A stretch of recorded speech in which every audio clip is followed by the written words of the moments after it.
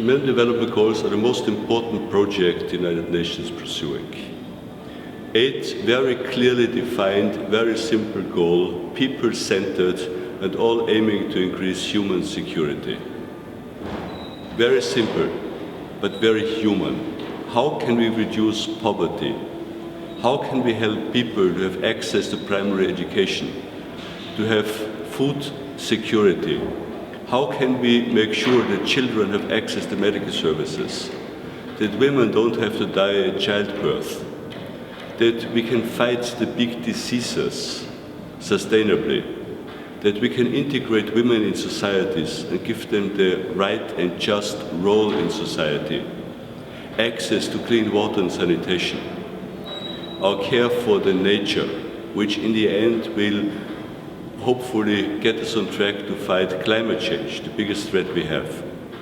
So the Millennium Development Goals have galvanized a lot of political will and strategies and also money, and have really achieved astonishing progress. If you look to that, for example, while there are still 1 billion people who are hungry today, we also had 1 billion people hungry when there were only 3 billion people living on this globe. Today we have 7 billion people living on this globe, and there's still 1 billion people hungry. That means the number is the same, but the ratio has really come down significantly, as with other MDGs. So while we have not reached the MDGs yet, or while the success has been very uneven, we have made big progress on most of them.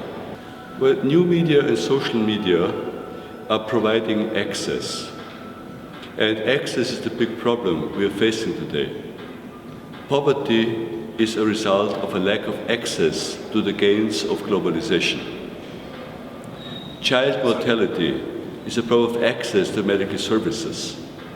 Food insecurity means that people don't have access to nutritious food. People dying of AIDS don't have access to antiretroviral medicines. So it is always access to clean water, to sanitation, to electricity. So do what is available but has been usurped by very few, so that many others cannot take advantage of the gains.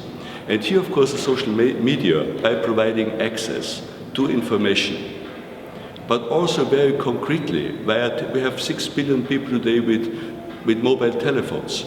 They can call doctors, they can get a diagnosis, they can get help wherever they are. They can run businesses, they can improve their living situations with these applications. They can become socially active.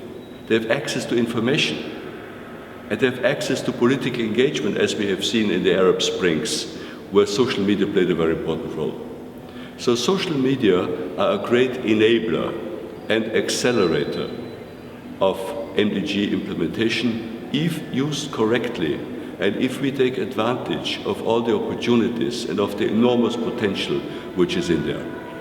And my message to young people is definitely get active, get up, take your life into your own hands. It's the first time today that we are not living off the savings of the past, but we are living off the future. We are using and we are squandering the resources which should be there to secure the well-being of our children. So we are in a very unjust global situation. So young people have to get up and take their life into their own hands. Take it out of our hands. We haven't done it right. We have put our world in a situation where we emit 30 billion tons of CO2 every year, destroy our habitat, make life impossible. So young people have to take their life into their own hands, and they have to contribute. Don't leave it. Hold us accountable.